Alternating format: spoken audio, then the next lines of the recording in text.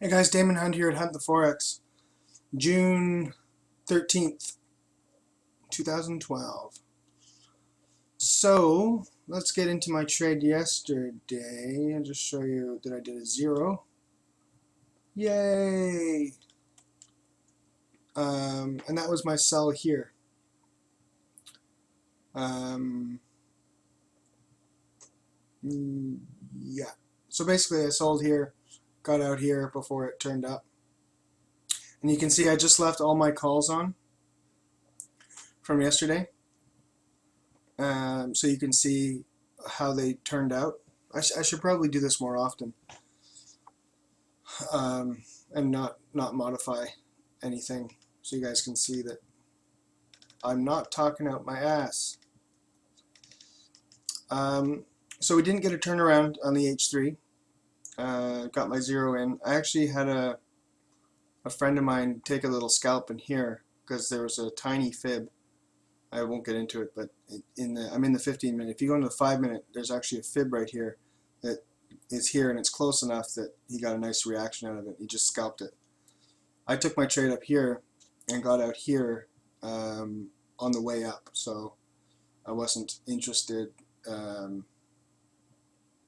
Yeah, it just wasn't, it wasn't going as I was expecting. This is more what I expect when I get into an entry. You can see my green up here.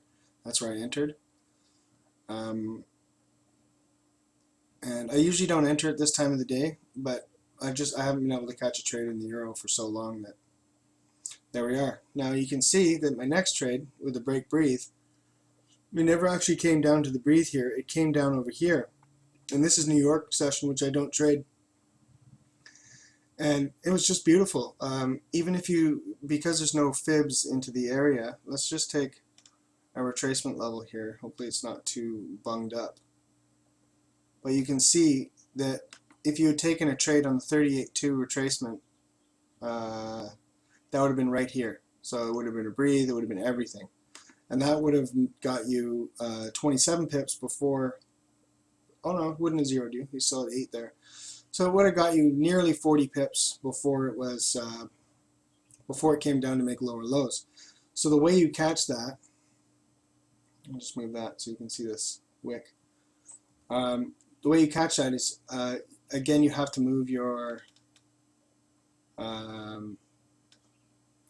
levels here, and you can see there's a 50% retracement here. So if you had entered at the 38.2, it would have gone against you 12 pips, which is not bad for New York Open. New York Open can get pretty vicious. But if you took this from the bottom here, which is the way I usually do it from the bottom to the top, you see that the 38.2 is actually right here. So a 38.2 retracement and a break breathe. If you don't take it there, if you don't want to get in front of, try to catch the knife or anything like that, and you see 2 hammers in a row and a close above, and a close above the 3x3, that is the trigger of all triggers, and you can see the price action that happens after that. You've hit a major point of resistance. There is no sellers left at this point. At this point, there's nobody left. People are exiting their position and people are entering long, and you get this kind of a beautiful move. And that's a New York Open move, so it was really, really nice pips. If you had taken it, if you didn't get in front of it for the trade, and you took it on the trigger, went up 73 pips, and that's hour and a half. That's really nice. Anyway, I wasn't there for that, but I was there for the next entry, and you can see that I didn't take it at my. I'll show you where my line was here. Is that right? Yeah. So you can see that I didn't take it at the entry I was talking about yesterday. I took it above. And the only reason for that was this. This was pretty major. This screaming up, right? So let me draw a trend line here. And you can see the spike out, and I still didn't take it, and I took it right there. And I don't have any other way of saying why I took it. There's a 23, there's a minor fib if I zoom out a bit. If you take this full leg down, There's a, sorry, there's a minor fib area right here, which I don't have drawn in, but it's the 23, whatever the hell it is, 23.6 or whatever it is. And you can see that the trend line here, it was a little bit of a poke through. You can see what time it was at, 17:30. It was good. It was nice. Great entry. There's another way of taking this entry. If you want to wait for a trigger of some sort of this, you look for a break in the price. You wait for a trend to show, and you wait for a break, and you can catch it there wherever you want at that point, because you can see that it was very tough here, and then as soon as it broke, it was go time, right? Now what I'm looking for here to keep this position, because I do have targets up now, of course, I always do, but if I want to take this as an actual swing trade and not just scalp the shit out of it, then I don't want to see a break of this. I don't mind testing it, but I really don't want to see a break of it. And we are at a buying point right now. I'll just show you my fib down here. Is to exactly the H4 level. So we've got an H4, we have prior swing high, and we have a target. So if I wanted to take profits, that's the place I'm taking. I would take some profits. Personally, I'm not going to. If I get taken out, that's fine. I'm looking for a bigger time frame move. So 52 pips, bigger time frame is pretty lame. And if I get taken out, I'm totally fine with that. Totally cool. I'll show you what I'm looking for in the bigger time frame. You can see that we've got this trend line that I've got here, and we actually did a breathe on it before, and then shot into the heavens and did a triple top there, right? And then came all the way back down, and we're back under the trend line again. So again, we've got to breathe on that trend line. And time-wise, like this time, at this point, it was fine. I was totally fine with it coming back through. Candles, counting, and all that crap. I was fine with that. In this one, with this break, counting candles, I have 23 candles over, and I am at 24 candles. I'm still not back through. So this should be now proper resistance. Problem is it's ascending resistance, which is so annoying because it can go higher and take me out anyway without breaking this trend line. But areas to take profit for me here would, if this happens slowly, like doing, then I would get out, back down at this trend line once again, which is 24.74, which is another 80 pips, and that would be my first, because I'm looking at this on, like, I found this in the H1, so I should take an H1 target, and that would be my first H1 target. This would be a 15-minute target. And it is a good target. Like it is tough for me because it is a place that I would like to buy, so it should be a good place to take some profits. But I'm just not looking at it smaller time frame. Things I want to see to make me happy about this trade. Oh, come on. Is I would really like to see this trend here break. That would be what I want to see. Now, if this trend breaks, if it breaks back up and gets through the 3x3 again, I'm just going to get out of the move. And it's not very exciting at that point. I'm doing this much earlier. It's daytime for me, so it's nearly Asian session, I think, or maybe it is Asian session. Time is it? 2300. Yeah, I think we're just entering Asian session right now, so things should quieten down for the history of Asian session, but anyway.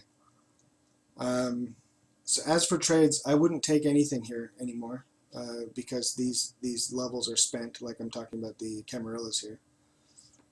This is a buy point, which I'm not going to take. I'm not looking for an up move, which I could be in the longer time frame, because I still don't know if this is a completed wave system or if we have higher targets to hit before we turn around again. I just don't know. But in the daily, we could very easily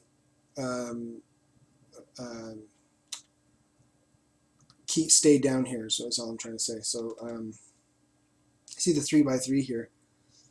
We broke below the 3x3, and we have not closed above. So if the daily, which is coming up real soon now, it's where are we at? Oh yeah, we got back inside this trend line, so my hopes aren't very high right now for it. But anyway, I have an hour before the day closes, and if the day closes above the 3x3, I need to exit. If it closes below, then I got a great entry. So that's why I'm willing to risk it, because my entry could be phenomenal if it goes, if we have a close below, because we should make lower lows from this system. So that'd be great.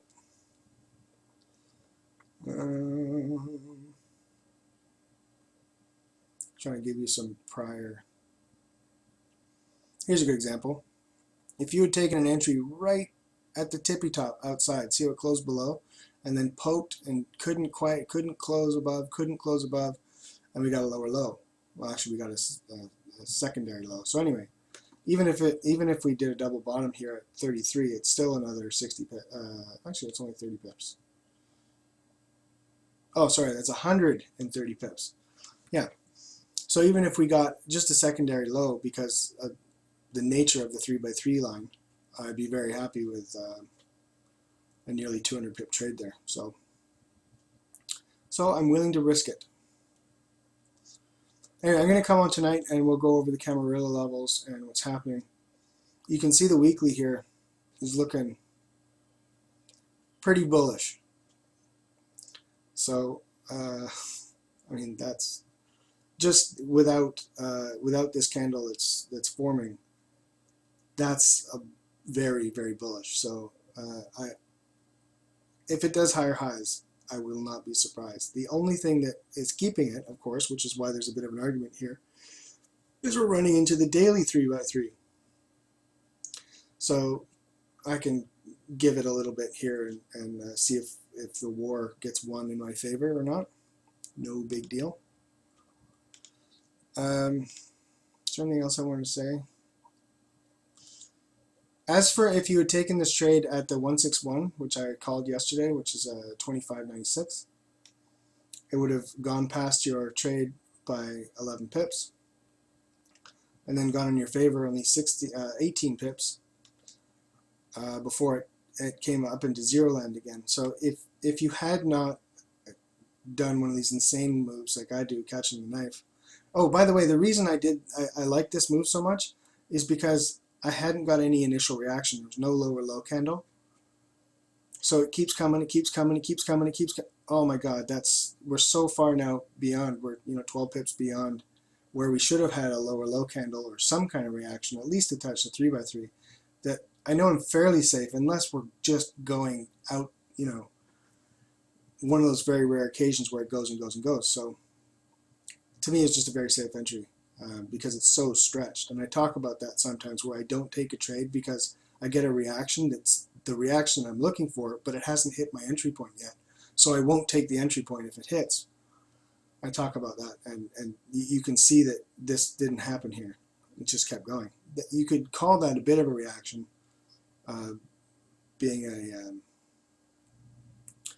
being a shooting star like that, but it's not a lower low candle. It doesn't even hit the 3x3. It's definitely not the reaction I was looking for out of an H5 and a 161. So to me it was fairly safe.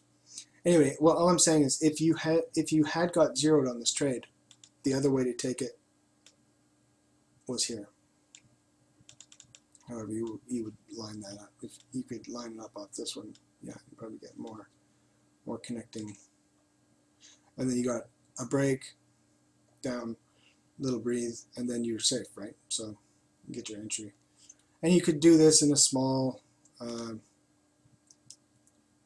Fibonacci here, and take it on the 61.8, which is up here. It's very, very muddy in there, but anyway, trust me, the 61.8 is up here, which is underneath the H5, and that again becomes a safe trade. These are actually the trades I'm trying to show you in the euro, and here it is showing up in the New York. So I don't know why the euro is not giving me very sexy trades. Like you can see that there in here, there's no proper breathe on this trend line in the euro. It just kind of goes up and gets muddy and then keeps going up and then doesn't really give you a proper entry. There's no fibs into this. There's no two wave system. So if you are going to take it just on the 38.2 retracement, it's ballsy because it could easily come down here to breathe. It could easily come down here to breathe because it hasn't breathed there yet. On this one with the 38.2, again, it's ballsy. That's why I'm talking about this being such a beautiful entry, because you get two hammers in a row, which is, in the 15 minute is pretty powerful. And it's hit the 38.2, and it's broken. It triggers this at the same time that it breaks the 3x3. So it's just, and you're above the R3, the H3. So it's just like, wow, that's a nice trade. New York session, not euro. So I'm just like, videos have been tough to get out to you guys with proper trades because they're not happening. But I don't want to trade the New York session. So hopefully the euro starts doing its usual behavior.